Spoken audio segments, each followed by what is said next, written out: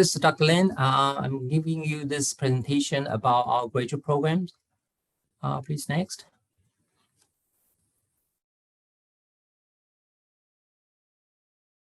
Again, the future starts with your ideas. So let's give you a warm welcome. Next page, please.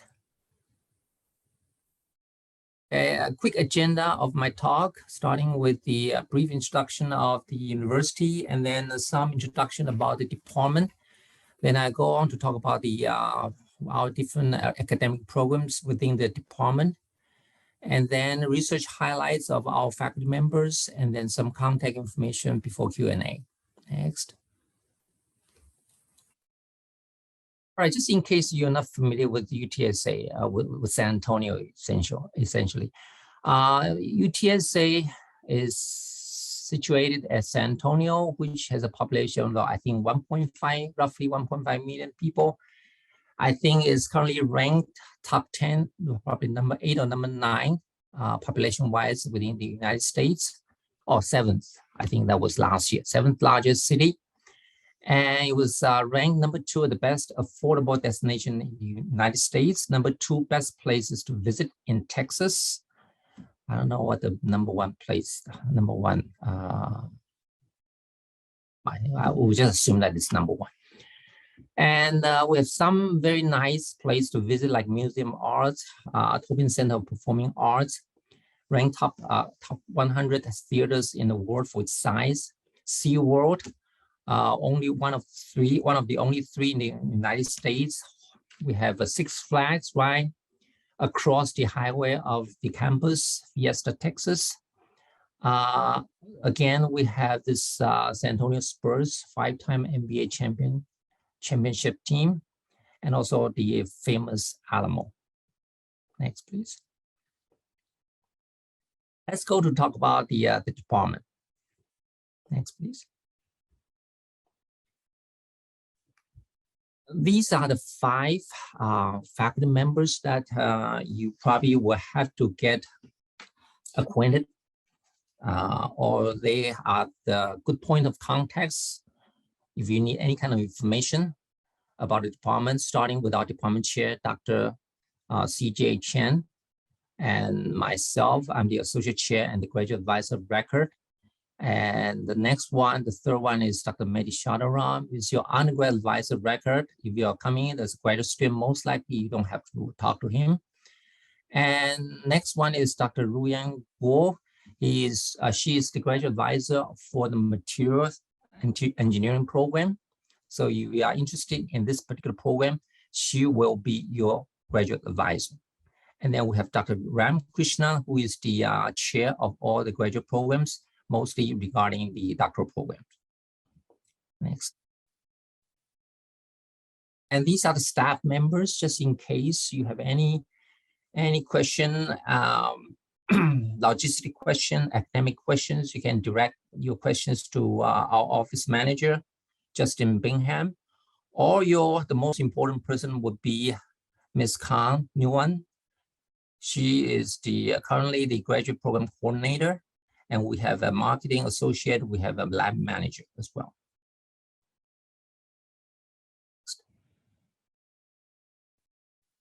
This is the photo we took, I think, last year in one of our faculty staff retreat. Every year we have a retreat. I think probably 80% of faculty and staff showed up. This is the picture. You can see some of the familiar pictures here. That, for example, the department chair is there, and so on. And we have currently about 25, 26 tenure track faculty members plus 4 staff members. Next, please. Some quick numbers about the department. Okay, our current department has about 650 undergrad students, about 95 to 100 doctoral students, one of the largest PhD program at UTSA, I think the 2nd largest, the 3rd largest. Currently, we have over 100 master students. I believe it's close to 115 now. And 2 years back, it was ranked 107, the best graduate electrical engineering program in the nation. We have 26 tenure and tenure track faculty members full-time. We have lecturers and research professors, 5 of them. And the last, next to the last, will be the 5 NSF Career Awardees, meaning that we have been recruiting the top crop new faculty members in the nation. And also among the 26 full-time faculty members, we have 3 of them UTSA academic and distinguished teaching scholars. So not only we are excellent in doing research, but also in teaching as well. Next.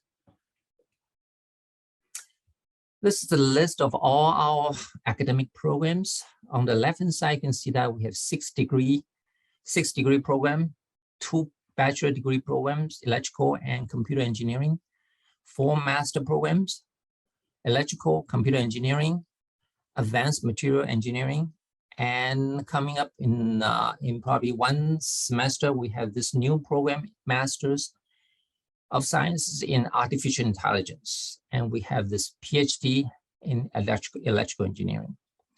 On the right-hand side, you see that we have 2 certificate programs, 1 in undergrad in artificial intelligence, 1 in graduate degree, a graduate certificate in cloud computing. And we, like I said, we have also some new programs in planning. 1 is PhD in specifically in computer engineering. And we have also another graduate certificate coming up in pretty much software and programming for engineers. Next. Concentration-wise, we have 5 concentrations for electrical engineering.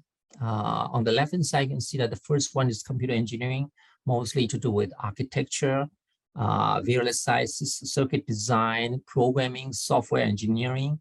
The second is systems and control, mostly dealing with robotics, control systems, cyber physical systems. The third one is DSP, digital signal processing, anything to do with digital signals processing, including image processing, computer visions in this area. Communication, including cell communications, fiber communication, satellite communication, all in this field. And then we have last field, electronics, materials, and devices, which is also the focus of the second master engineering on the right-hand side, advanced materials engineering, which deals with all kinds of materials and dielectric, electronics, photonic, and so on. And we have another degree, master degree in computer engineering. Like I said, we have 4 different fields. 1 is engineering programming, various system design, and then computer architecture, and FPGA and HDL. FPGA and HDL is the device that you use to pre-program before you do mass production. Next. And we have a new master program coming in artificial intelligence. Everybody knows that artificial intelligence pretty much everywhere nowadays. And this program is a multidisciplinary program with 3 different concentrations, each concentration located inside one of the 3 departments. 1 is EC department, 1 is CS, 1 is statistics. Within our department, EC department, the concentration is so-called intelligent and autonomous systems, dealing with mostly autonomous vehicles, robotics, intelligent power system, smart health system, and so on. Okay, anything that you can think of nowadays outside the most advanced system in this field. Okay, please next. Okay, this is a list of our faculty's research expertise. On the left-hand side, you can see a whole bunch of them. I didn't list all of them. Okay, let's start talking about some of them. Cybersecurity, for example. Cybersecurity, why is important cybersecurity, especially in UTSA? There's a claim saying that, okay, there's a report saying that UTSA cybersecurity program is currently ranked #1 in the nation. And that says something, okay? And we have a very strong cloud security research, cybersecurity research, which is headed by this Open Cloud Institute and Artificial Intelligence Research Lab. So the first two are the two main research focuses of the department: cybersecurity and cloud computing. The next one, cyber physical system, deals with pretty much everything with artificial intelligence, robotics, smart grid, autonomous vehicles, medical monitoring. And the fourth one, computer architecture and embedded systems. I want to say something about this particular area. Okay, now you are interested in computer engineering. This is the field to go to. Okay, in the past few years, we have sent so many graduates to, for example, Intel, AMD, Samsung, IBM, ARM, and so on. Okay, so many graduates to them. Okay, PhD graduates and master graduates as well. Okay, and VLSI design is a very important field nowadays. Anything you want to deal with chip design. Okay, nowadays you know that we have a short supply in terms of computer chips. Okay, VLSI design is one very key component inside of it, and Intel has been hiring lots of our graduates in this field. Next is unmanned system robotics. So you know what I'm talking about. For example, drone systems. We have one of the biggest drone labs in the area. Artificial intelligence deals with pretty much everything nowadays. For example, if you go out, any car has some kind of AI in it already. Okay, and nowadays the autonomous vehicle system, most of the autonomous vehicle system are at level 2 only. Okay, and eventually you'll go to level 5, and hopefully within a few years, with the help of Tesla, with the help of for example, Lexus or Mercedes, we can get there very quick. Okay, and so on. We have image processing, we have electronics, about informatics, sensors, power electronics, wireless communication, and so on and so on. On the right-hand side, you see that I list just a few research labs coordinated by our faculty members. For example, Open Cloud Computing, Open Cloud Institute. This is one of the most important institute within the campus. Currently directed by one of our faculty members within the department. We have some other labs, for example, the wireless next generation system lab, dealing with findings 5G or 6G communication platform coming in the future. Next, please. Okay, now next few slides are some highlights of our faculty's research. Okay, each page for one faculty member. For example, Dr. Chan's research lab is mostly in embedded system for cybersecurity. For example, I think on this slide, she shows that we can use embedded system to do a lot of IoT, Internet of Things, to provide healthcare information. And next, please. Dr. Prevost is the director, I just mentioned, director for the Open Cloud Institute. He is one of our faculty members. He also deals with IoT, Internet of Things, using all the cloud resources. Next. Dr. Kelly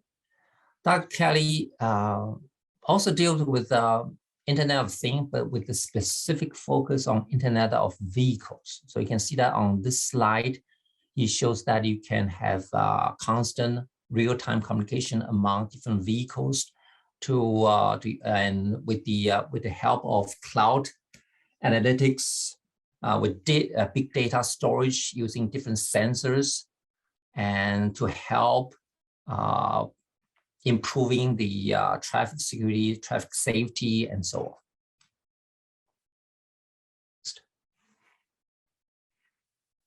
on. Dr. Kopian, his research is mostly in communication, especially cell communication, and recently he has been developing this so-called chatbot, which will be really helpful in helping people to quit smoking for a healthy life. Next. And this is one of the biggest drone lab you can find in this region. Dr. Yong Kan Cao, his unmanned system research lab. You can see that whole bunch of students helping him doing research. And on the right-hand side, you can see that. Okay, next. Okay, the next few slides will be videos. Each one probably just a minute or so. I will ask the coordinator to start playing it. This one is by Dr. Jamshidi. His research focus is in mostly in control systems. Please go ahead.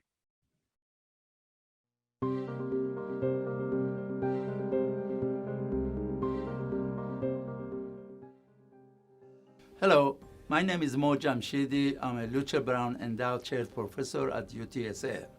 Back in January 2006, when I joined the UTSA, I came from University of New Mexico after a long career, and due to my consultation work and relations with NASA and US Air Force Research Lab, I decided to build a state-of-the-art research laboratory, which would be unique, not only at UTSA, but in the country. ACE Laboratory has interest in cyber-physical systems, renewable energy, including a smart grid, robotics, bioinformatics, data analytics, real-time security and machine learning applications for natural language processing and aggressive behavior recognition. Thank you very much.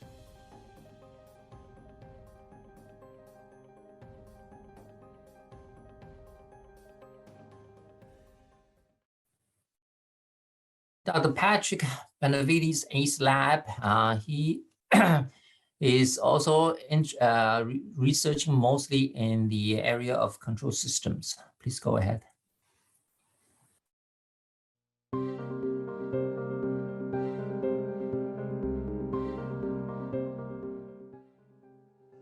Hello, my name is Patrick Benavides. I'm a research assistant professor at UTSA in the Electrical and Computer Engineering Department. Development of autonomous systems that can reliably solve real-world problems is the core of my research focus. During my time at UTSA, I've developed systems that are low-cost, upgradable, network-controlled, and capable of making decisions on their own in real time. I have made contributions to the development of intelligent camera systems, assistive home robot systems, vision-based mapping techniques on the cloud, and multiple domain robotic systems. I have explored a range of difficult challenges in autonomous systems, such as multi-agent communication control, machine learning, image and signal processing, robot kinematics, design, and real-time network computation and control. I welcome you to visit the Autonomous Control Engineering Lab.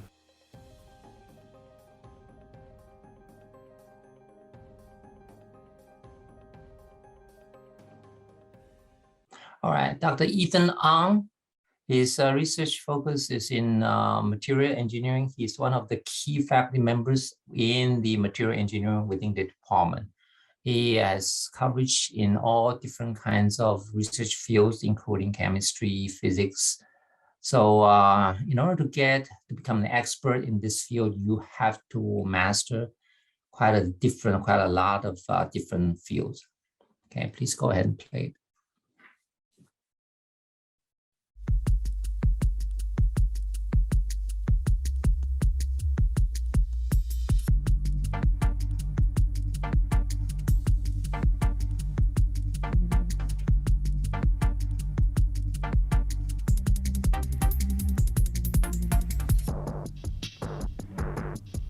We want to develop devices that can operate almost without batteries.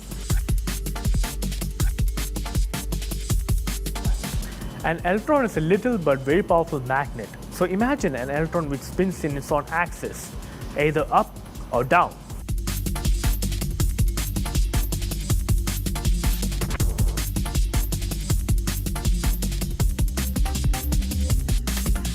So I'm actually really excited to be doing research at UTSA. We actually have a sputtering machine that actually allows us to create a film electron by electron. So that's how we can make them being nano-sized. And that's what gives us so much control. And that's why sputtering is such a great technology for these kinds of really small devices. Using graphene is a new approach to spintronics.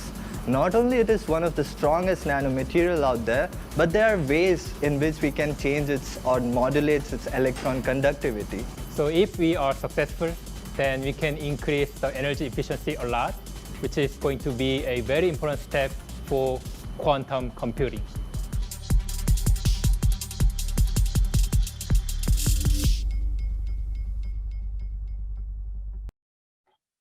Dr. Sarah Ahmed is one of our new faculty members whose research mostly in power electronics. And this video is showing one of her research outcome, which is very critical related to our daily life. Okay, please go ahead.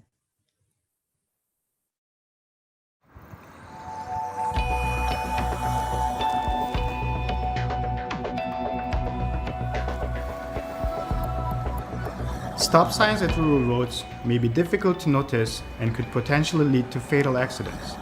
As there is no access to the power grid to run current sophisticated vehicle detection technologies, our objective was to develop a low-power, low-cost solution rural intersection warning system to alert motorists to potential dangers. The sensor we are using in the warning network to detect vehicles is a multiple pixel, passive infrared sensor with a horizontal viewing angle due to its low power consumption, large field of view, and ability to collect a wide range of data while protecting the privacy of the motorist. With the sensor, we are observing the thermal energy produced by the vehicles using digital signal processing techniques to distinguish the thermal signature's direction of travel, estimate the velocity of the thermal signature, and determine the classification of the vehicle using neural networks.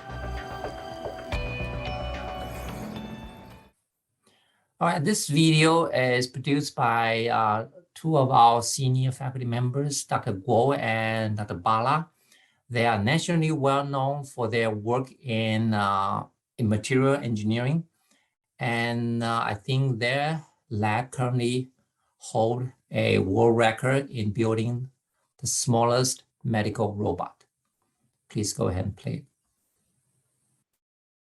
New on the night beat, a major feat accomplished with a very tiny robot, actually the world's smallest medical robot. Even Guinness World Records says so. The award was presented to UTSA after a team of researchers developed the invention. The night team's Sarah Acosta introduces us to that team and shows us how the robot works. It's not what you may expect a robot to look like. This is a nano robot. It's more round in shape and has a magnetic core. The shell around it acting like its arms and legs. It was created by Satik Patel with some help from advisors Amar Bala and Ruan Go. Sometimes very difficult to explain to people. Professor Go says a magnetic field and electricity help make the robot move. Check it out in action as it moves through a series of cells. It's so small you can't see it with the naked eye. Just to give you another idea of this, how small it is. Professor Amar Bala says the robot is so small you would need to divide a human hair 1,000 times to get it down to the same size as the nano robot. The size is impressive, and so is its ability to move to specific cells. The research could lead to a more targeted form of treatment, especially when it comes to chemotherapy and cancer cells. You really want to suppress their growth, but hopefully not impact other healthy cells. Currently, we don't have a technology that could do that effectively. In this video, you can actually see the nano robot line the cells up. Guo hopes this could also help researchers figure out a way to reconnect broken neuron passages in Alzheimer's patients. There's also research into printing nanoelectronics onto special material for the skin that could track your temperature. Reporting your body function, whether you are deprived of sugar or too high in sugar level. So many possibilities for the future, and the research is far from over. Sarah Acosta, KSAT 12 News. Next slide, please.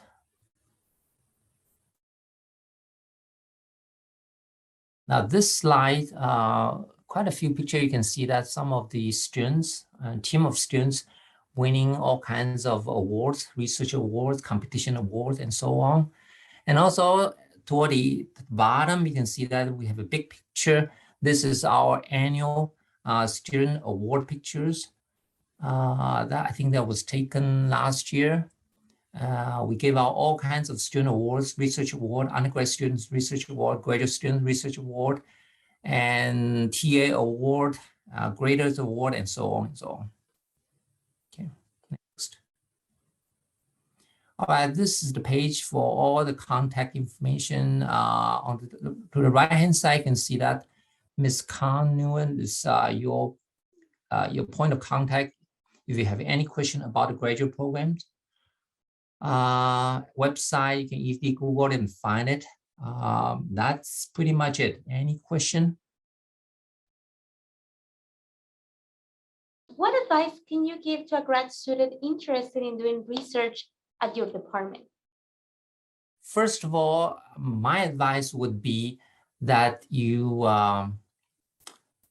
contact our faculty members, specifically in potentially your area of research. Say, for example, let's say you are interested in artificial intelligence.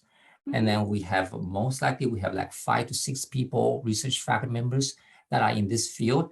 Then you go online to try to write emails to them and then check with them to see if they can give you a direction and start from there. What are your international research projects? Okay, we have faculty members that are working, collaborating with universities, researchers outside of the country, with Japan, with China, some with Thailand, India. So all kinds of projects going on. You have to talk to individual faculty member to find out exactly what has been happening. What kinds of opportunities are available to students after graduation? First of all, let's start with the situation that you are a master's student, okay? And I believe during my talk, I talk about some of my students in the computer engineering field. They have been employed by different companies like Intel, AMD, Samsung, IBM, and so on and so on. And one thing I would like to mention is just about 80 miles away from San Antonio, 80 miles away from San Antonio, we have this Austin, and people calling Austin the new Silicon Valley of the United States, and which has been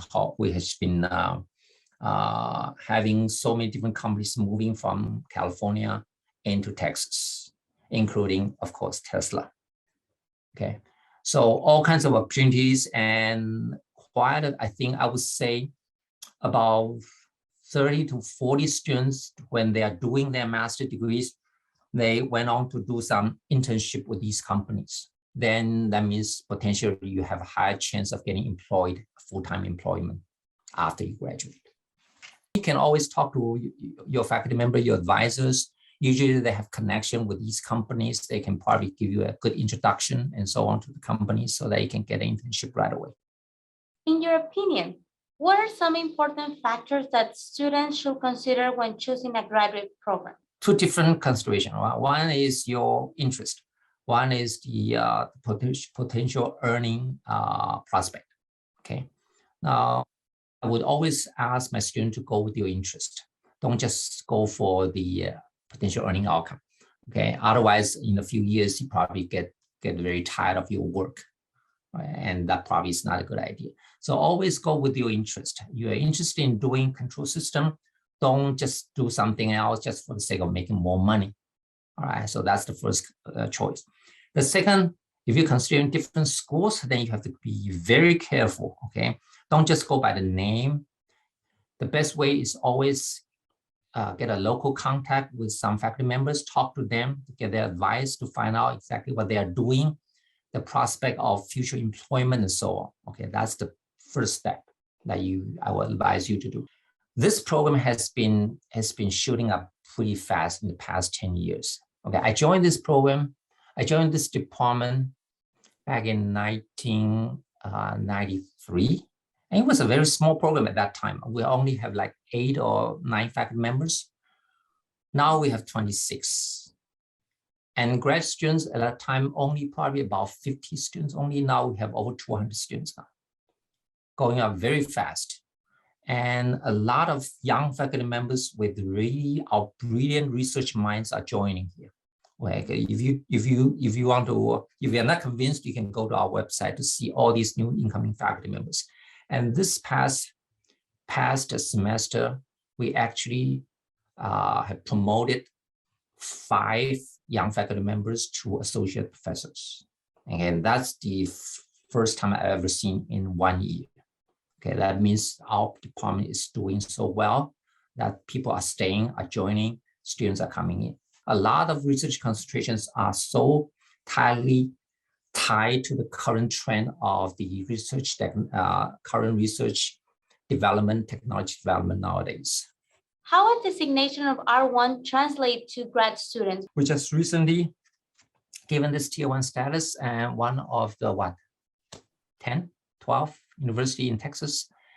Tier 1 status meaning what? First impact will be better image, better, how